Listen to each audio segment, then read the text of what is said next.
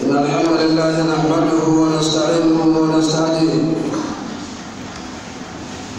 ونعوذ بالله من شرور أنفسنا وسيئات أعمالنا.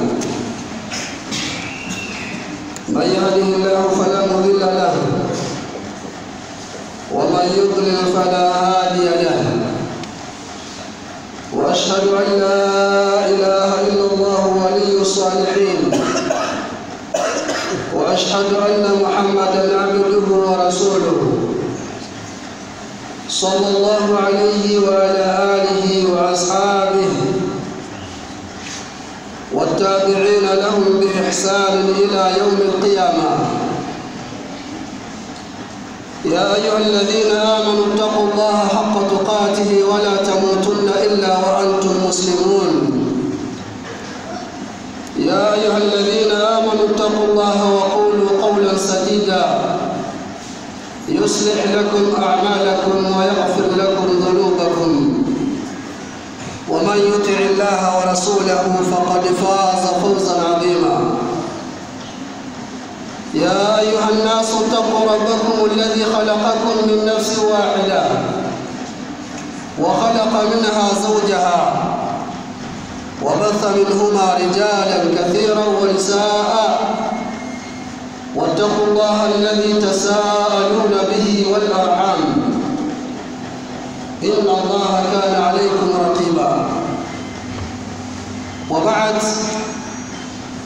فإن أصدق الحديث كتاب الله وخير الهدي هدي محمد صلى الله عليه وآله وسلم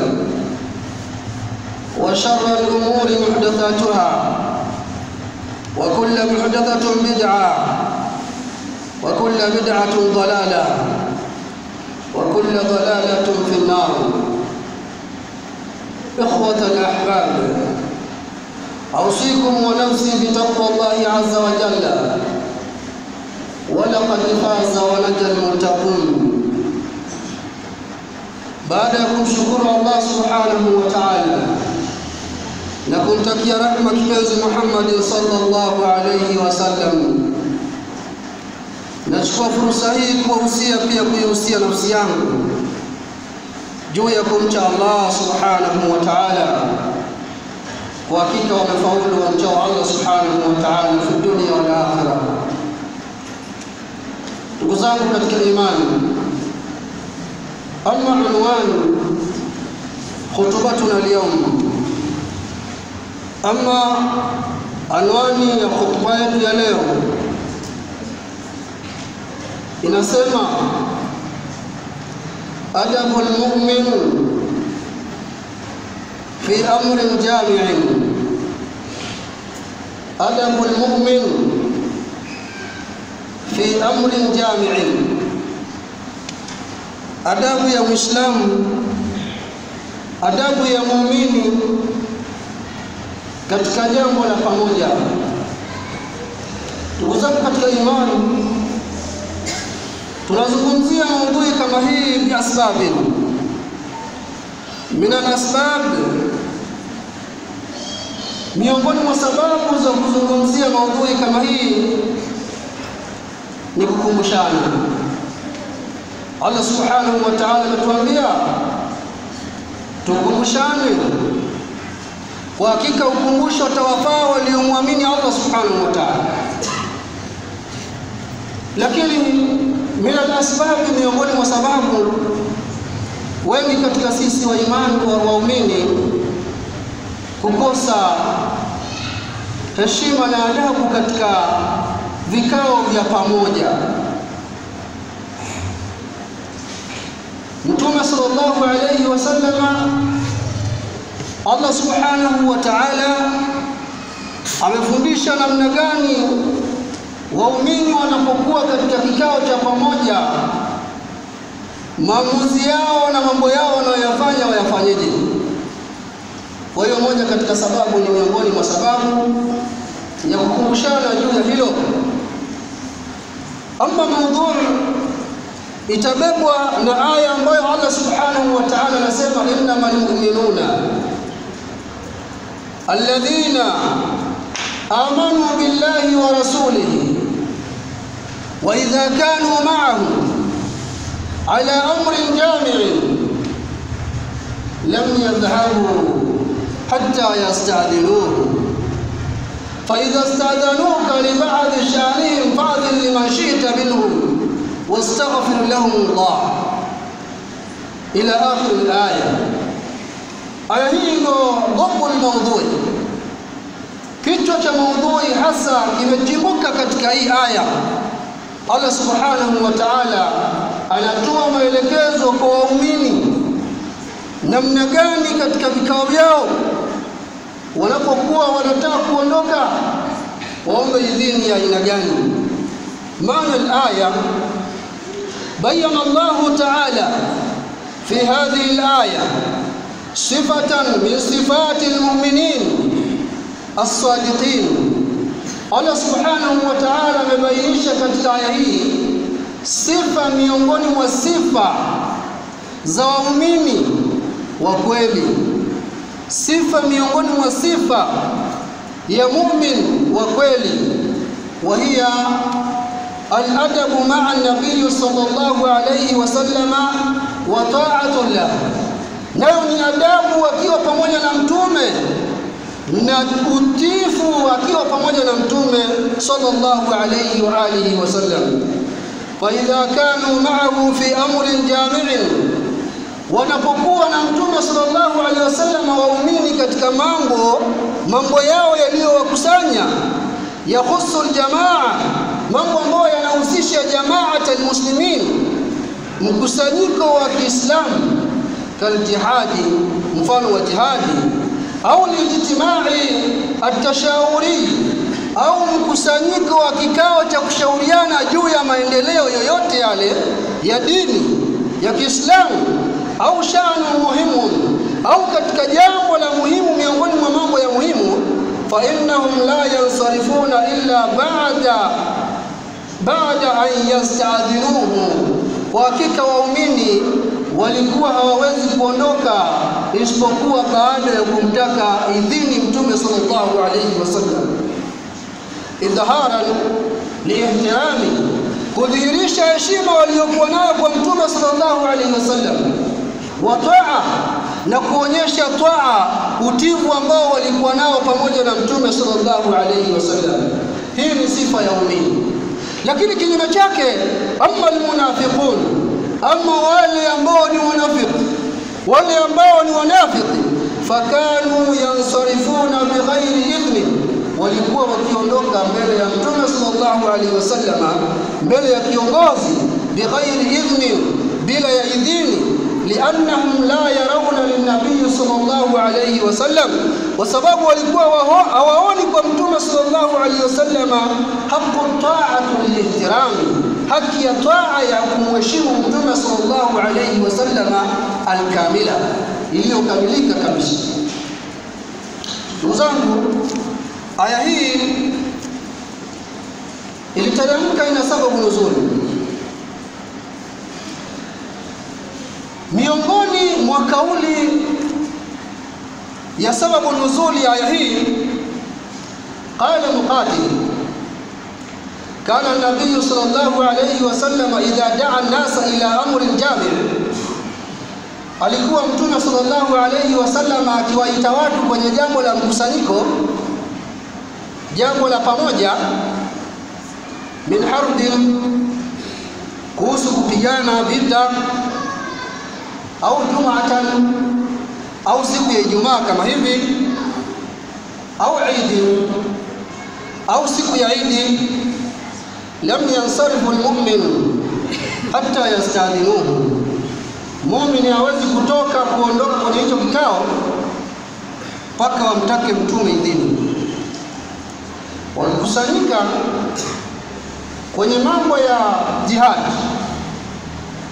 kwenye mambo ya yaumul jumaa, kwenye mambo ya Eid, lam yansarifu, lam yadhhabu, hawawezi kutoka pale, muumini hawezi kutoka hatta yasta'dhinuhu, mpaka wamtake idhini mtume sallallahu alayhi wasallam. Wakala almunafiqun, na walikuwa wanafiki yansarifuna bighairi idhni, wakiondoka bila idhini. Fanazalat al-aya, aya hii ikateremka muatiban lilmunafiqin, ikiwakanya na kuwaonya wanafiki kwamba mnachofanya hivyo, kuondoka bila idhini ya mtume, bila idhini ya kiongozi, sio sawa sawa, sio sahihi. Kwa sababu gani? Ni kukosa faa ya mtume sallallahu alaihi wasallam na kukosa ihtiramu ya kikao ambacho kimekaliwa pale, cha wale wote ambao mmekaa kikao pale, ni kukosa ihtiramu ya kikao hicho. Kwa hiyo ndugu zangu katika imani, nukta muhimu sana ambayo iko mbele yetu, nukta muhimu ambayo hivi leo wengi katika sisi hatujali mambo kama haya, mambo ya adabu na nidhamu katika kikao hatujali kabisa. Almuhimu mtu ana mambo yake, basi anaondoka bila istidhani kwa kiongozi ambaye anaongoza kikao hicho. Hii ni sababu nzuri ambayo ilipelekea aya kuteremka, kwa wanafiki kukosa heshima na kikao cha mtume sallallahu alaihi wasallam au kikao cha kiongozi. Ndugu zangu katika imani, fi fawaid kathira, tunapata faida nyingi sana ndani ya aya hii. Min fawaid, miongoni mwa faida ambazo tunapata ndani ya aya hii, faida ya kwanza, adabu aljamaa wa taa. Faida ya kwanza tunapata, muumini anakuwa na adabu ya jamaa, mkusanyiko wa pamoja, na taa na utifu. Alislam dinu nidhamu, Uislamu ni dini ya nidhamu na taratibu. Dinu an-nidhamu wa indhibat, na pia vile vile vigezo na masharti. La fawdawi fihi, hakuna fawda, hakuna watu kufanya mambo tu kiolela tu, hamna watu kujiendea katika mambo. Kwa sababu gani? Uislamu ni dinu nidhamu. Falmu'min, basi kwa muumini, idha kana ma'a qaiduhu, akiwa pamoja na kiongozi wake, au jama'atan, au akiwa pamoja na wenzake, fi amrin 'am, katika jambo la pamoja, la yansarifu wahdahu, asiondoke peke yake kaondoka, bali yaltazimu bin nidhamu, atalazimiana na nidhamu, wal istidhanu, na kutaka ruhusa ya kuondoka kwenye hicho kikao ambacho wamekaa pamoja. Ud'u rabbakum al-maghfira. Alhamdulillah, thumma salatu wassalamu ala rasulillah sayyidina Muhammad wa ala alihi wa ashabihi wa sallama ba'da. Ndugu zangu, tunaangalia faida ambazo zinapatikana katika aya hii. Miongoni mwa faida ambayo tumeitanguliza, qala Hasan al-Basri, anasema Hasan al-Basri, adabu Allahu al-mu'minin fa ahsana ta'dibahum, Mwenyezi Mungu amewafundisha adabu waumini, wakapambika na adabu hiyo waliofundishwa na Allah subhanahu wa ta'ala. Adabu Allahu al-mu'minin, Allah amewafundisha waumini adabu, fa ahsana ta'dibahum, wakawa ni wanaenda vizuri kwa adabu waliofundishwa na Allah subhanahu wa ta'ala. Amma thaniya min al-fawaid, al-istidhan madhharun min madhahir al-iman, kutaka idhini ni muonekano miongoni mwa mionekano ya imani ya muumini. Kutaka idhini kwenye kikao cha pamoja ni mionekano miongoni mwa mionekano ya imani ya muumini. Qala Allah Ta'ala, Mwenyezi Mungu anasema, innal ladhina yastadhilunaka ulaika alladhina yu'minuna billah, hakika wale ambao wanakutaka idhini kwenye kikao ili waondoke, hao ndio ambao wamemwamini Allah Subhanahu wa Ta'ala. Hao ndio ambao wamemwamini Allah Subhanahu wa Ta'ala. Kwa hiyo Allah Subhanahu wa Ta'ala athbata al-iman ala al-musta'dhin, Allah amethibitisha imani kwa mwenye kutaka idhini fi amrin jami'in, katika jambo la pamoja. Kwa hiyo ili tuweze kuendelea kukomaza imani zetu sahihi, basi tukiwa katika mambo ya pamoja tutake idhini kwa wale ambao wako wamesimamia mambo hayo ya pamoja. Amma athalitha taqdim al-masalih, yani maslahat al-amma ala maslahat al-khassa. Miongoni mwa faida tunayopata katika idhini ya kuondoka kwenye kikao cha pamoja, kwanza muumini kujali maslahi ya watu wote kuliko maslahi ya kwake yeye pekee.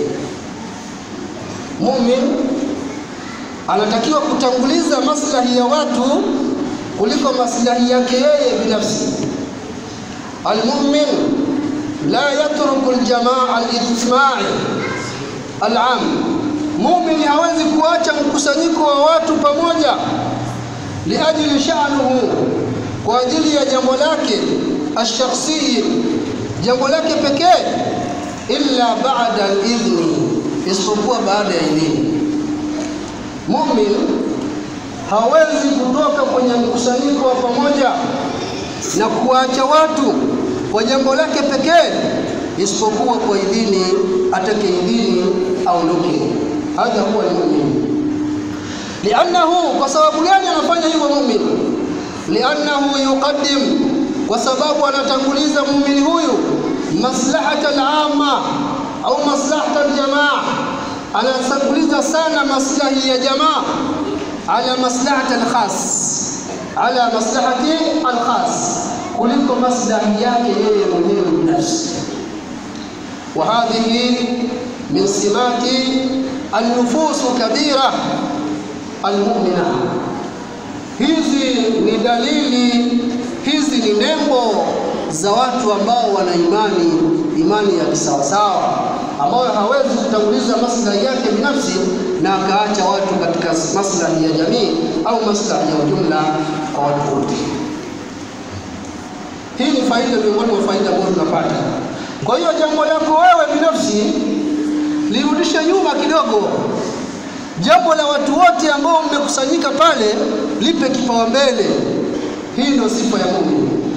Lakini pia tarbiyatun ala shu'uri bil mas'uliyya, aya hii inatufunza mtu kuhisi masuhulia, kuhisi kwamba yeye pia ni mwenye kuulizwa na yeye pia anahusika na kile kinachozungumzwa pale. Atuambia al-mu'min yash'ur anna lahu dawra, muumini anahisi ya kwamba yeye ana sehemu kubwa sana ala wajibi dawratan fi amrin jamil, ana sehemu kubwa sana, uchangiaji mkubwa sana kwenye jambo la pamoja. Muumini anahisi hivyo. Kwa hiyo hii aya pia inatufunza kwamba muumini anatakiwa kuhisi katika nafsi yake kwamba yeye, bila yeye jambo hilo haliwezi kwenda, jambo la pamoja haliwezi kwenda bila mimi hapa. Muumini anatakiwa kuhisi katika hali ya muumini. Yasema kwamba yash'uru, anahisi muumini anna lahu dawran fi al-amr al-jami', ana sehemu kubwa na mchango mkubwa sana katika jambo la pamoja. Wa annahu juz'un min jasadi al-umma, kwamba yeye ni sehemu katika kiwiliwili cha umma.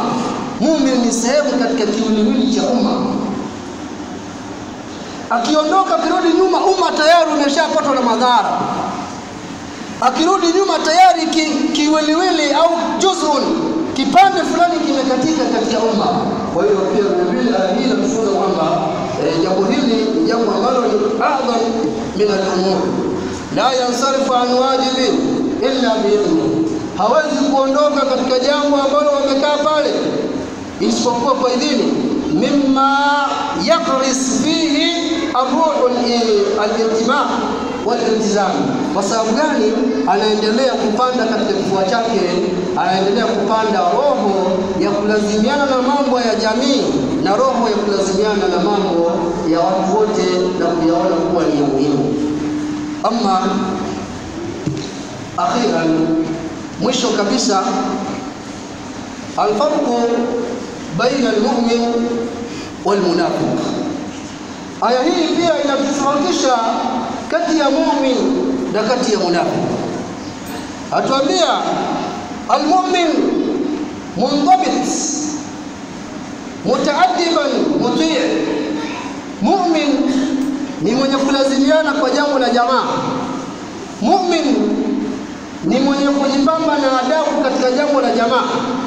Mu'min ni mwenye kutii jambo la jamaa.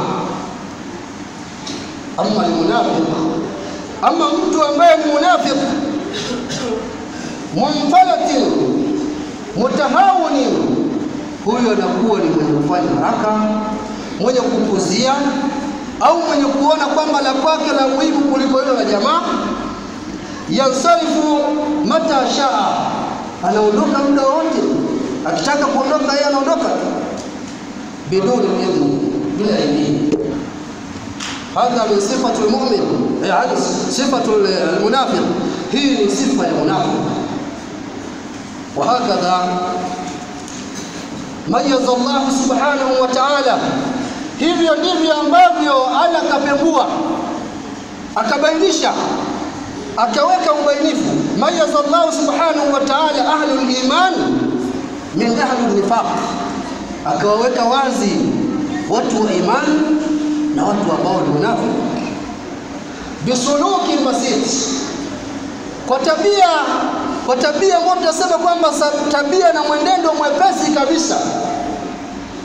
Fi dhahiri, kwa wazi tukaona ni jambo jepesi, lakinahu adhimun fil maana, lakini jambo hili ni jambo kubwa sana katika maana. Kwa dhahiri tu tunaona ni jambo jepesi sana, jambo dogo, lakini fil maana amrun adhim inda Allah subhanahu wa ta'ala. Kwa ndani ni jambo zito mbele ya Allah subhanahu wa ta'ala, ambalo linamteremsha mu'min kutoka kwenye hali ya imani na kumweka katika hali ya nifaq. Rabbana atina fid dunya hasana wa fil akhirati hasana wa qina adhaban nar. Rabbana ighfir lana wa li ikhwanina alladhina sabaquna bil iman wa la taj'al fi qulubina ghillan lil ladhina amanu rabbana innaka ra'ufur rahim.